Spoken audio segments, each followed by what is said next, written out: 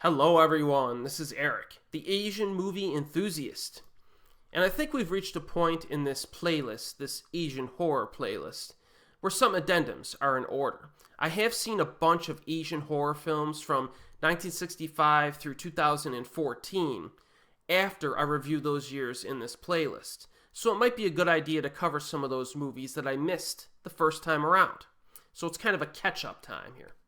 Now I do have enough reviews to fill approximately 3 videos. So I will be doing that in the upcoming months. You're going to get 3 addendum videos. After that, I will then continue the playlist as usual and start covering Asian horror films released in 2016. So let's get started here. Now I've got 13 mini reviews for you tonight, and as always, titles for all the films I discuss will be listed in the description box below. And I will be covering these in chronological order, of course.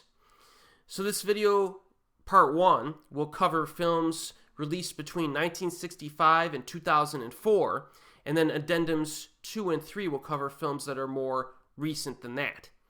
And there's 3 titles that I'm covering tonight that I already reviewed in this playlist previously, but I have to re-review them here tonight because I like them a bit more after some recent rewatches. So I'm going to give them a re-review and give them a more positive review. Let's put it that way. So let's do it. What's our first title here tonight? It is called Illusion of Blood, 1965. It's a Japanese horror film. This is another adaptation of one of the most popular Japanese ghost stories of all time, Yotsuya Kaiden.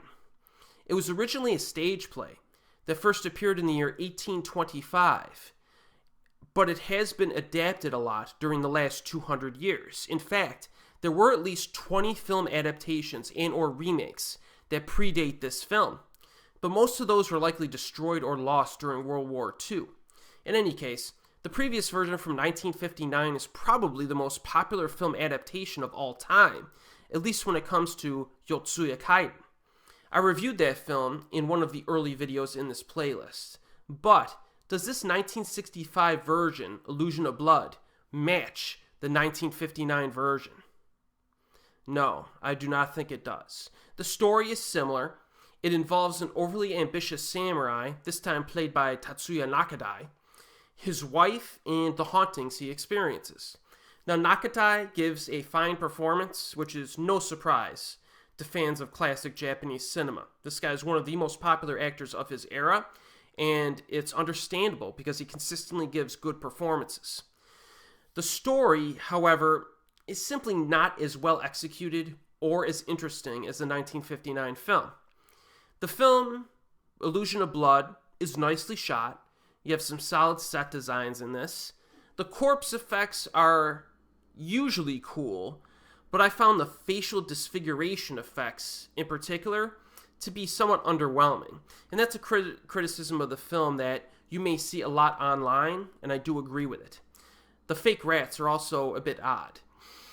But this is not as impressive as the 1959 adaptation, as I said. It is watchable, though. I think it's a pretty good movie. While watching the film, though, even though it's pretty good overall, I kept asking myself, what does Illusion of Blood do better than Yotsuya Kaiden from 1959? I can't really think of much. I can't. But I still cautiously recommend this version, mostly for Nakadai's performance and just the overall, legend that it portrays. However, The Ghost of Yotsuya from 1959 should be your priority. You can watch this one after for comparison purposes. Availability of Illusion of Blood. You can get a copy on Japanese Samurai DVD. I think there's a copy floating around on there. Alright, next film. We crack into the 1970s with Kanawa, the Iron Crown, a horror drama from Japan again. Now this film is heavily based on a no play. A woman takes revenge on her husband after he leaves her for a younger woman by harassing the couple with unwanted phone calls at night. This woman also visits Kibune Shrine every night to curse her ex-husband because she cannot forgive him for abandoning her. This film was directed by Kaneto Shindo, a big-time director who did films like The Naked Island, Human, Onibaba, Kuroneko, etc. So the style of this movie is pretty cool because it adapts the no play very nicely to cinematic form, meaning that much of the narration is sung in a traditional Japanese presentation. Some moments with the Shinto priests are basically mini no plays themselves. This gives the film an interesting feel because it has a mix of realistic and theatrical moments that actually work quite well together. I like the blending in this. With that said, this movie is still somewhat repetitive, with a bunch of nudity, phone ringing, and psycho-inspired sound effects that may annoy some viewers. The sound design, I gotta say, did annoy me a little bit in this film. However, the overall presentation style, as well as some atmospheric visuals and environments, helped to make this one interesting enough to seek out. I do recommend this. And this film is difficult to find. I watched this on Cineflix before they went off the map. Their website no longer exists. So maybe it'll pop up on YouTube. Check eBay and some other websites, see if it'll pop up again. I think it's worth your time. If you don't end up seeing it, not a big loss. Although fans of this director will definitely want to seek it out. Our next film tonight, crack into the 1980s now. And this film is called Conton, also known as Jushin Densetsu, from 1987, a horror short film. A young man's nightmares about being stalked by a demon slowly transform into a terrifying reality. After the death of his parents, this man is haunted by a terrifying, recurring nightmare populated by monsters.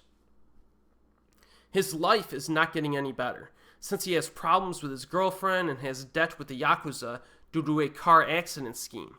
The Yakuza conflict becomes his main problem, and there's no easy solution. However, the nightmares begin to get more and more intense and end up mixing with his reality. So the opening scene of this movie is pretty cool. Film gets off to a good start. You get humanoid monster dudes walking around dimly lit hallways. It turns out to be a dream. No spoiler, it's the first shot of the film. But the blending of dreams and reality is the theme of the film, so it didn't bother me much. There's a pretty neat bathroom sink scene involving a pile of goo with a face in it. How about that description? Pretty good scene. There's a good scene involving a head without skin. Definitely some good gore effects in this, considering the low budget. And the current print that's available to watch gives it a lot of grain, which probably helps the effects. I'm not sure if the effects would necessarily hold up in a high-definition transfer. The premise is actually kind of interesting.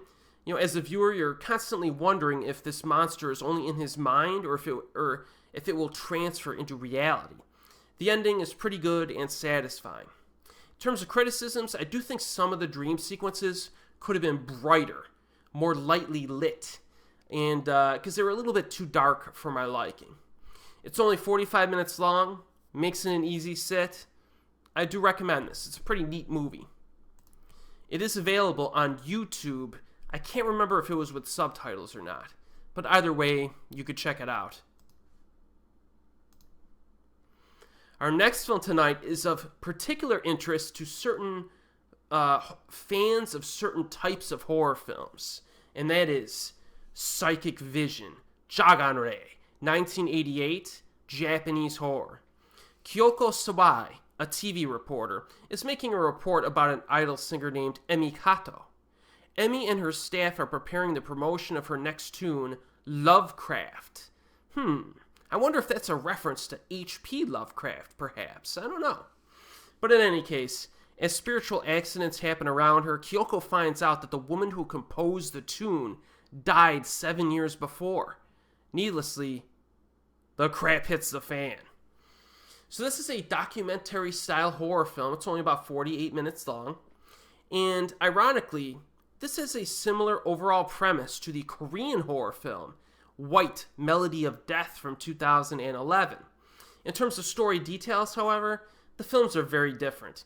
Psychic Vision lacks the protagonist infighting dynamic since it concerns a solo pop singer instead of an all-girl pop group that Melody of Death had.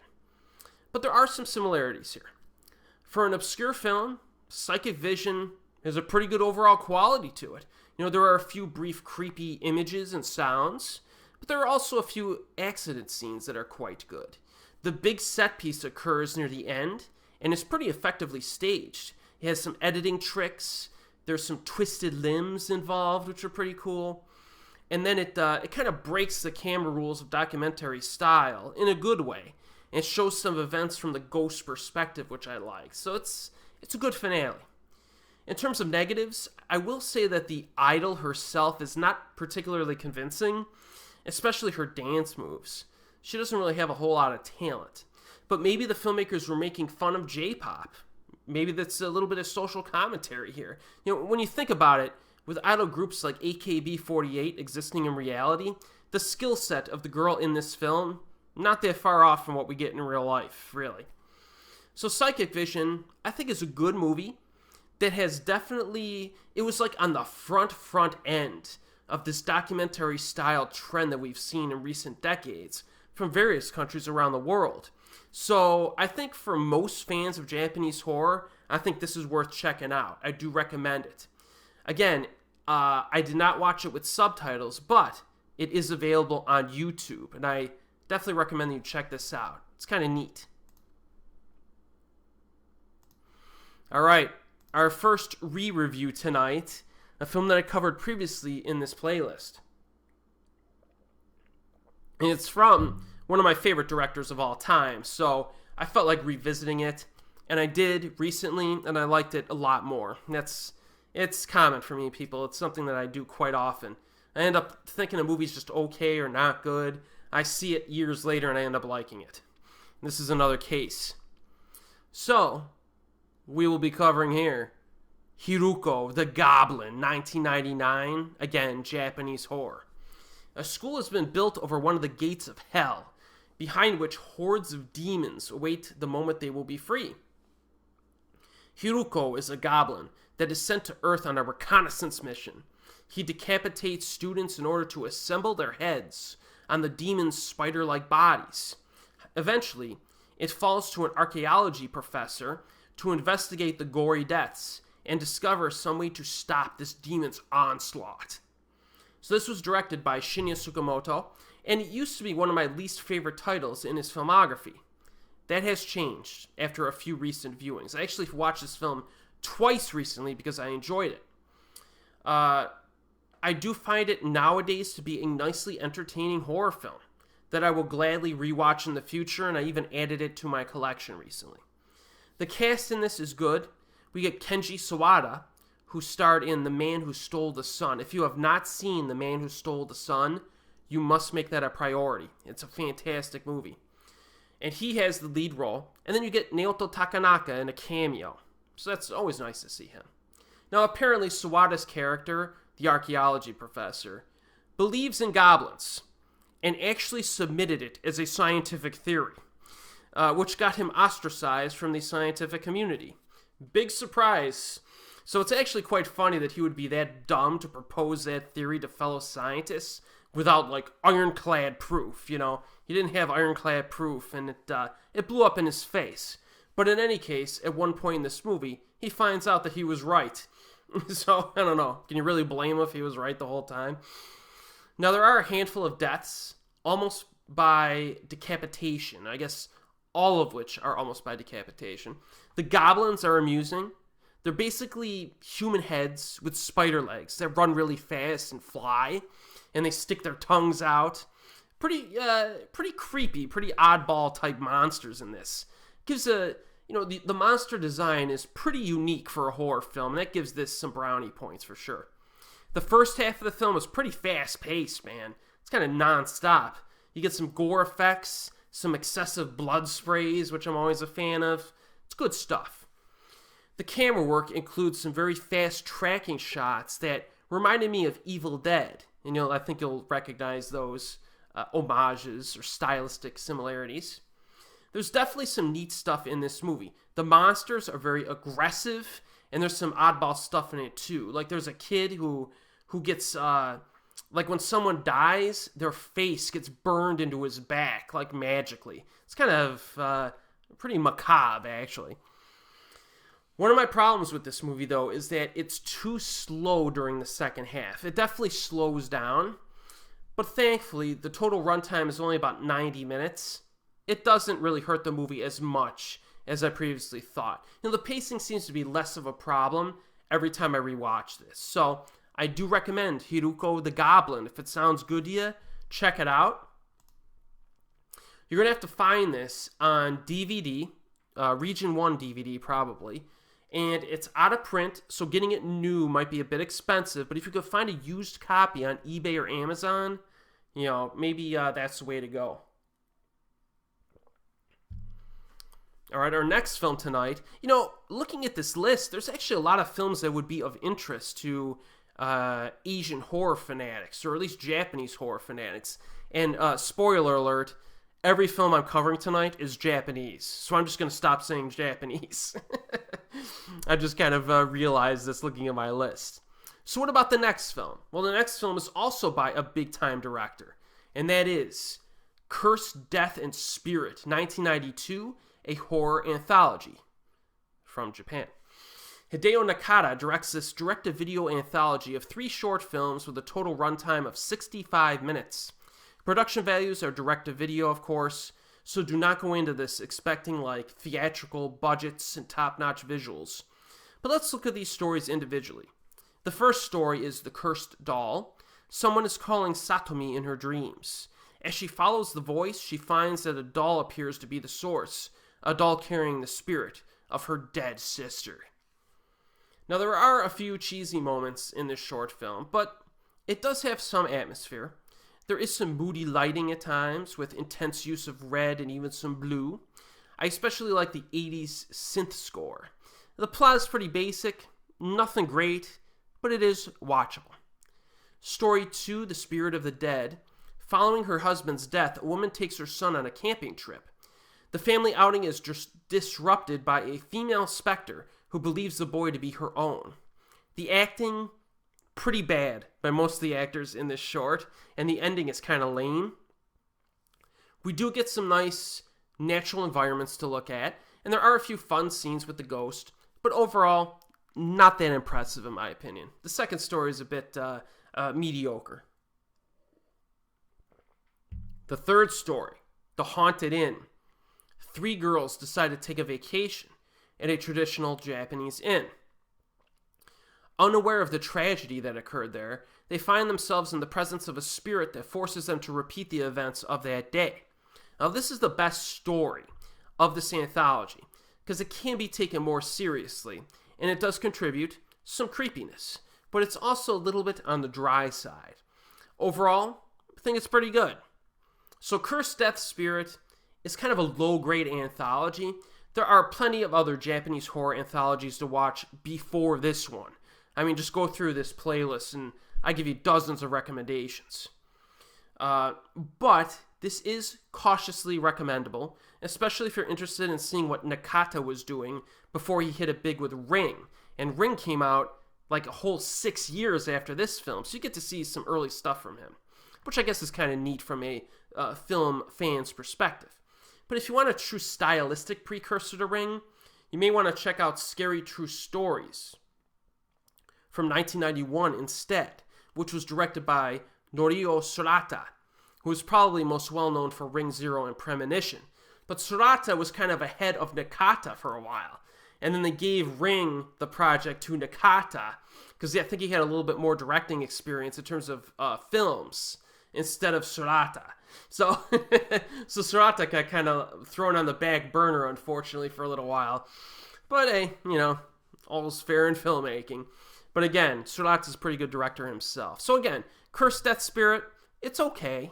It's watchable, but it's not anything great. But again, if you want to see some of Nakata's earlier stuff, hey, check it out. In like manner, I'm going to have very similar things to say about my next film. In Curse, Death, Spirit, by the way, you could pick that up on DVD, Region 1 DVD in the US. I think you could get it real cheap, too, if I remember correctly. So our next film tonight is called Guard from the Underground, 1992. Again, a horror film from Japan. I gotta say Japan. So Kiyoshi Kurosawa directs this one, and it's about a security guard who kills the employees in his building. So the film opens with our leading lady in a taxi cab. The cab driver tells her never to offend a sumo wrestler, or else bad things will happen. Seems kind of random, but it will be applicable in this film. So it's not just the annoying managers and unhelpful co-workers that Akiko has to deal with on her first day at Department 12 of the Akebono Corporation. There's also the gigantic security guard, Fujimaru, who has a permanent solution for keeping the offices secure. He just straight up murders people. So we get a few recognizable faces in this film, most notably Ren Osugi, who plays a creepy boss. Camera work is good, no surprise. This is Kiyoshi Kurosawa.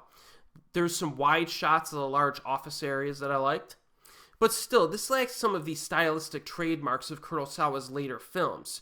Those trademarks would not be showcased until his film Door Number 3, which was released in 1996. But in this film, you do get some of the thematic stuff, like the under-the-surface thematic type content that you get with his later films. There's a little bit of that in this, in terms of social commentary, office politics, stuff like that. The death scenes are kind of average, maybe pretty good in some cases. There's almost no gore at all. I suppose a few of the attacks are moderately entertaining in terms of what is inferred. There's a scene with a clothes locker, and that's a pretty good death scene, even though you don't really see anything per se, but it's still pretty intense. But by slasher film standards, this movie is lacking balls in terms of on-screen violence. That's definitely a drawback. However, there is some suspense in this film, and creepiness that is earned along the way. For example, our female lead loses an earring, and she hears that the security guard started wearing an earring at around the same time. And it makes her wonder if it's her earring, and if it is this guy a creepball? You know what I mean? So there's that type of stuff. There's a bit of anxiety in the film, which I liked. And, she observes a few other things as she starts to worry if this security guard is kind of a psycho. And, I think it's pretty good stuff from that aspect.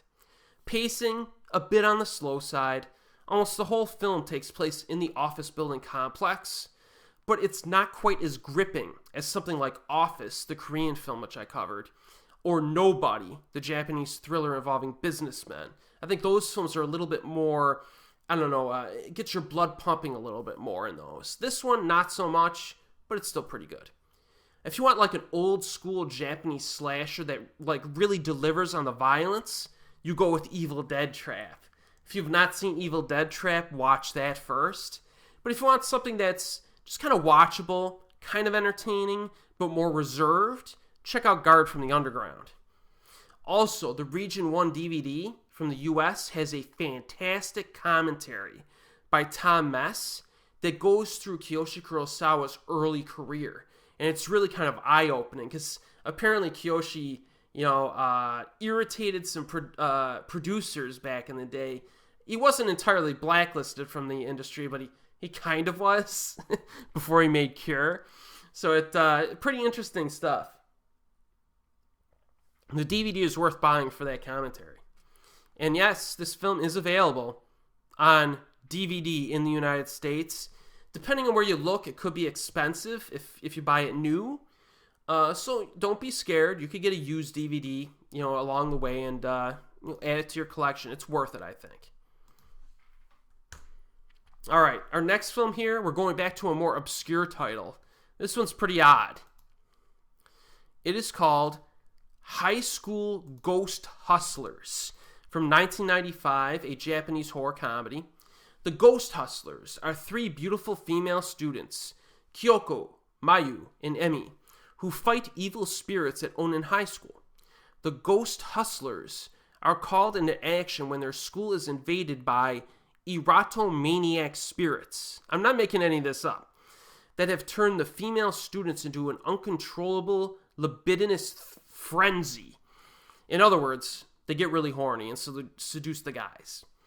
So while this proves to be quite popular with the male students, the school is also being overrun by slimy paranormal creatures. And faced with supernatural foes and the increasing immoral behavior of their fellow students, these three heroines do whatever is needed to save their school. So that premise sounds like something you'd get nowadays from like a Noboru Iguchi film or like one of those Sushi Typhoon productions. But this was made in 95, kind of ahead of the curve, I guess. There is some nudity here, because the ghosts are, quite horny people in real life before they died. And in the afterlife, they return to seduce people and suck their life force away. This is a low-budget film. It's kind of low-budget schlock, if I'm being honest. Ghost effects can be pretty bad at times. However, there are some slimy monster props that are fun to see, especially near the end. The lengthy finale will please fans of cheesy practical effects and body horror imagery. There's a big cocoon of flesh that shoots out like tentacles, and it grabs girls and it sucks them back into itself. So you have that to look forward to. The story and events are explained very neatly, which is pretty convenient, I guess. This film is charming enough for fans of low-grade trash. I moderately recommend Highschool Ghosthustlers. It is on, of course, an expensive out-of-print DVD, but you could find it on archive.org without subtitles. Archive.org. All right, our next film tonight, it's a battle for the best quality film. In fact, I would say our next film is the best quality film that we will be discussing tonight. And that is Isola, 2000, a Japanese horror drama. When Yukari, a psychic able to read the thoughts of others, comes to help survivors of the 1995 Kobe earthquake, she encounters a troubled girl named Chihiro, who is suffering from multiple personality disorder. Chihiro has 13 different personalities. Wow. And her 13th personality is a vengeful girl named Isola. Can the psychic find a way to stop Isola without harming Chihiro? We'll find out.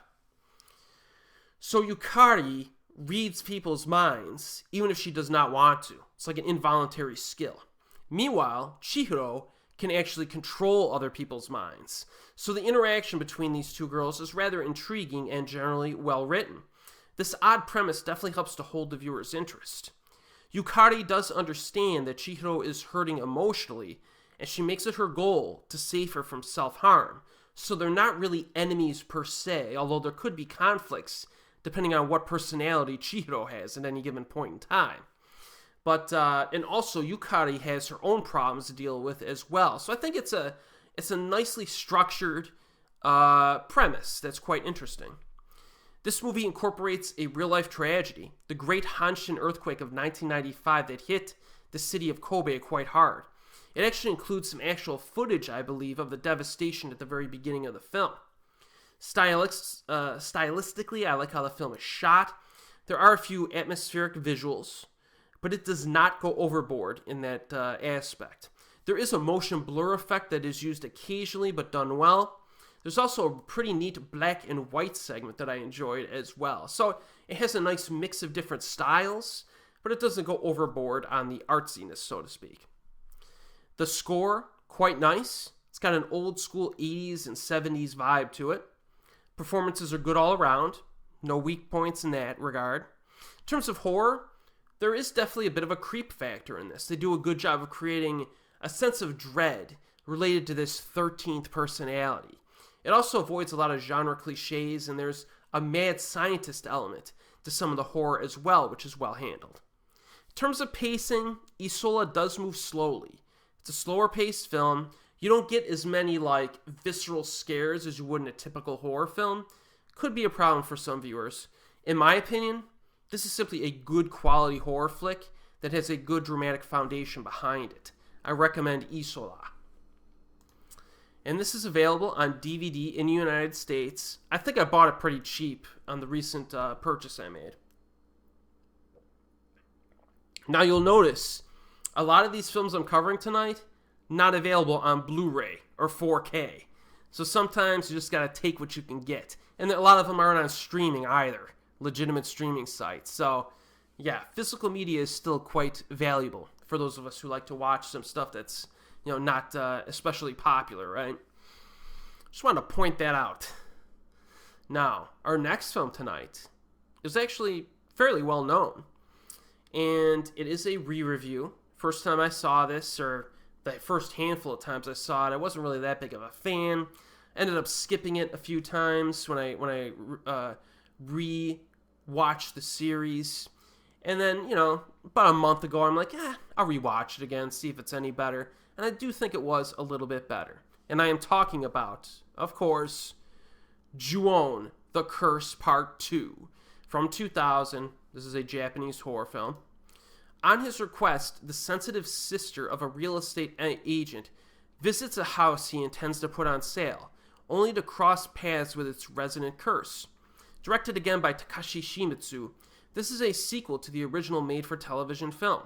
Unfortunately, more than 30 minutes out of the 76-minute runtime consists of footage from the original film, with a few nuances that were added to a few of those recycled scenes, such as slightly altered dialogue or slightly added footage. So yeah, Ju-on 2, The Curse 2, is a bit of a ripoff in some aspects, which has annoyed viewers over the years, myself included. Word on the street, I'm not sure if this is true or not, word on the street is that Ju-on was originally one big movie, and then they split it into 2 installments, which necessitated the reuse of footage to make 2 feature-length films. If that is true, then the first film greatly benefited, because the 46 minutes of new material that we get in Ju-on 2 is less impressive than all the stuff we got in Part 1. So Ju-on the Curse is a contemporary classic. Ju-on the Curse 2 is not, but it's not that bad. There are enough positives to warrant a viewing.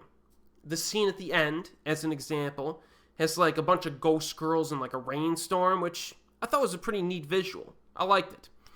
One of the most amusing scenes actually involves a husband who chastises his wife for not buying Blue Mountain coffee. And if you're a fan of Jamaican coffee, you may be amused, as I was, during that scene. Now, Blue Mountain is a very good quality coffee, and fun fact, Japan imports over 80% of Blue Mountain coffee that is produced in Jamaica. So if you ever visit Japan and you go into one of those side cafes, if it's a good one, there'll be Blue Mountain there. And you should have it, because you're on vacation and you deserve it. Another fun fact that I learned from this movie in particular, you should always keep some refined sake in your home at all times. Do you know why? Refined sake reacts naturally to the presence of evil spirits. So if you drink your sake and it tastes bad, that means there's evil ghosts in your home and you better get the heck out before you succumb to their curses, according to this film. So hey, I may have just saved your life, so please click the thumbs up, smash the like button, and please subscribe to this channel. The lead actress from Tokyo Fist, Kaori Fuji, has a supporting role in this film. Very cool to see her in this. When I rewatched it, I was like, the first time I noticed her, I'm like, whoa, that's pretty cool. So Ju-on the Curse 2 is a pretty big downgrade when compared to the original film, which is a classic. But I found the sequel to be more watchable, and I didn't mind sitting through it like I usually did in the past. So, again, if you like this franchise, if you're going to explore the Ju-on mythos, you're going to watch this anyways. But I just wanted to officially say that it's not bad. I don't think it's a bad flick. So Ju-on the Curse 2 is available on YouTube with subtitles, as is the first film. They're both on YouTube. Alright, only 3 films left here. We got a few nasty ones, and then one that is gleefully cheesy. So got some good variety here. Our next film, All Night Long 4 from 2002, a Japanese horror film. A young man is fascinated with performing weird experiments on animals. He gets the idea of luring women into his home for proper torture and murder. He fantasizes about these experiments by using his computer to watch naughty chat rooms. He then gets pictures of these cam girls and cuts and pastes their body parts into different positions on the human body. Then he stalks these women in order to get close to them, kidnap them, and then murder them. Now, I previously reviewed the first 3 installments of the All Night Long franchise in this playlist. I did have some problems with the acting of the first film. It is a nasty film. The acting kind of threw me off. But All Night Long Part 2 and 3 are sufficiently nasty pieces of exploitation trash. Those movies are grimy and kind of disgusting. So is this 4th installment as good as those? Because it has something to live up to. Well, first of all, I did actually like the lead character in this, and the lead actor, who plays the villain. His character is pretty messed in the head, but he portrays a disturbed, amateur, bad scientist pretty well, I thought. He's not annoying at all, unbelievably. And we do spend a lot of time watching his habits and perverted thoughts. In terms of violence, this is not as morbid or slimy as its predecessors, but it's still a decent low-budget torture flick. The first girl dies rather quickly, but the second girl is tortured during a period of days, I should say. There's a brief fish dissection scene early on. There's a shot of a mouse with a human ear growing out of its back. That was quite odd. One of the highlight gore shots involves human organs and severed body parts. So even though this film isn't quite as nasty as parts 2 and 3, it does hold its own. It does. There's a slight body horror angle to it. Nothing extreme, but it is there. Remember, this villain likes to perform experiments. Of course, there is some disturbing sexual content at times as well. Again, not quite as nasty or mean-spirited as parts 2 and 3, but it has enough to satisfy. I think it's a worthy installment to this franchise, and it's only 82 minutes long. I cautiously recommend this. You may be able to find a copy on eBay or Asian Cult Cinema. You got to be careful with Asian Cult Cinema, the website, because their prints can be a little low grade and real grainy. So just be careful over there. You're kind of taking a chance ordering from them. Our next film tonight, again, part of the All Night Long franchise, All Night Long 5 from 2003, again a Japanese horror flick. After witnessing a suicide, a man falling to his death, a young woman runs into a nearby alleyway and pleasures herself to the macabre imagery. Oh, okay. But she does not know that she is being watched by a strange man who later invites her to his house. But instead of torturing her, he wants her to torture him. Alright. Now, this film begins with an atmospheric shot of like a blood moon, which is a very neat visual, but it's only used a little bit during the film. The opening suicide incorporates a nasty corpse shot. That's pretty cool. Camera lingers on it, which I always admire in films like this. First 5 minutes of the movie have some good stuff in it. Unfortunately, that's the best stuff in the movie. Interesting premise here, right? Because you have a villain who wants to be tortured by his victims. All right. Now you can get into some interesting stuff that's not really explored much in horror films. But they don't really explore it. This film's just boring to watch. Tons of dull-as-dirt filler, almost non-existent body count, of course. Much of the film consists of 2 people sitting around a table talking about stuff. It takes forever to get going, and there are some major lulls throughout. Even the naughty sex stuff is kind of lame. You know what I mean? I was always waiting for the next death scene. Like, come on, man, let's get to the violence here. There's also a distinct lack of edge for most of the runtime. There is one cringeworthy scene involving thumb torture, but stuff like that is extremely light for this franchise. It doesn't even feel like an all-night-long movie. It feels more like a rejected Flower and Snake film instead. Lead actress is also underwhelming. Did not like her at all. Her facial expressions and mannerisms were kind of C-grade. I've seen plenty of good performances in low-grade movies before. This actress brings nothing to the table. Runtime of 99 minutes is too long for a film like this. Most of the scenes are very drawn out. I do not recommend this film. It's easily the worst of the franchise up to this point. Apparently there's a 6th film in the franchise, but considering how underwhelming this 5th installment was, I'm not in a hurry to seek out part 6. So I don't really recommend this. Again, Asian Cult Cinema or eBay are going to be your resources for something like this. All right. Final film tonight. Rather unique one. The first time I saw it, way back in 2007, I knew it was a terrible film. Somehow enjoyed it a little bit. Then I watched it again before I covered it. Before I covered 2004 in my Asian horror playlist, I'm like, I better watch this film another time to make sure I enjoy it. And I don't know what it was. I just was not in the mood for it. And I hated it. Hated it. So I gave it the dubious pleasure of winning the worst Asian horror film of 2004 for that year. And I'm feeling kind of guilty. So fast forward to just a few weeks ago. I had an inexplicable urge to watch it again. I purchased a really cheap DVD used for like $2 on Amazon. And after watching it again recently, I actually kind of thought it was fun. It's still a terrible film objectively, from a filmmaking quality standpoint, but it's kind of charmingly terrible. And that is Marronnier from 2004, Japanese horror. From producer Junji Ito comes a new kind of horror. Marino, not Dan, loves her Marronnier doll that was unfortunately made by a demented genius who used a diabolical machine to turn human beings into dolls. Maronnier's assistant, Numai, is even more insane and takes a fancy to Marino, not Dan. He begins to stalk her, and when that's not enough, he takes Marino and her friends prisoner, plunging them into a dream world of living dolls and satin wedding gowns. So for those who have not seen this movie, I have to give you an idea of what to expect. I somehow need to do this, and it's kind of hard. It's essentially kind of like a student horror film. If you're familiar with Red Letter Media, the YouTube channel, they do a show called Best of the Worst, where they watch really bad movies.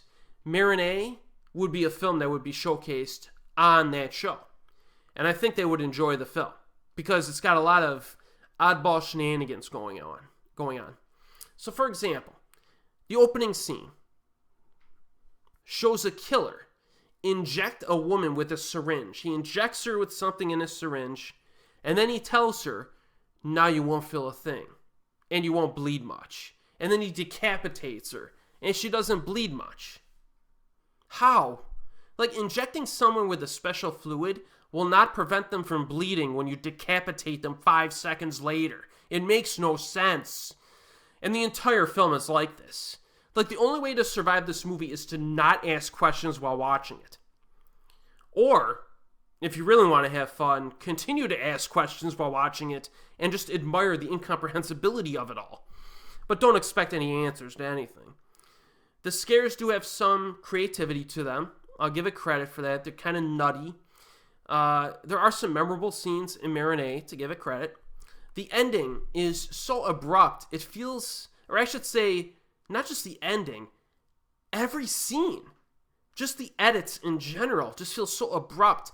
It feels like every scene was cut before it was able to finish.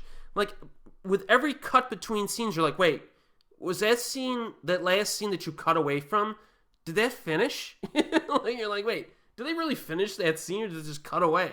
It has that feel to it. There are some obvious attempts at humor in this, like the scene with the living doll. There's like a living doll, it kicks her high heel, and the protagonist catches it in her mouth. So it's kind of like, okay, they're definitely going for some humor in this. That's obvious. But a lot of the time, you're not sure whether they're trying to be funny or not. So as a viewer, you really need to be in a certain mood to kind of appreciate this film. But I do think it's moderately entertaining. I actually kind of recommend Marronnier. I'm sorry, Marronnier. I officially apologize. I shouldn't have said that you were the worst Asian horror film of 2004. You're actually kind of watchable in your stupidity. I would say if I had to pick a new worst Asian horror film of 2004, I might pick something like The Commitment from Thailand. That one is definitely a lot harder to sit through than Marronnier. So if you want a so good it's bad Japanese horror film, watch Marronnier, and definitely watch The Crone from 2013. The Crone, if you want so bad it's good, The Crone is a high priority. That movie's hilarious. And actually, both of these movies have the same rating on IMDb, a 3.8 out of 10. Yeah, so this is, stamp of approval, stamp of quality there. So yeah, there you go. Take your chances. Marronnier you could find on Region 1 DVD at for $2 used. So it's not much of a cost to you, but it may cost your time. So that concludes part 1 of our Asian horror addendum video. Some of these movies are definitely worth checking out. Isola, probably the best film in terms of overall quality. Psychic Vision is a good watch for fans of early found footage horror. Hiruko the Goblin from Shinya Tsukamoto is legitimately fun. Cursed Death Spirit and Guard from the Underground are decent watches for those who want to see what Hideo Nakata and Kiyoshi Kurosawa were doing very early in their careers. And Marronnier is a good choice for something so bad, it's good. So be sure to join me in my next installment, probably a month from now, where we will discuss some additional titles that I missed out on the first time around. And the next 2 parts also have some interesting stuff in them that you may want to check out, so stay tuned. And as always, I'll see you next time.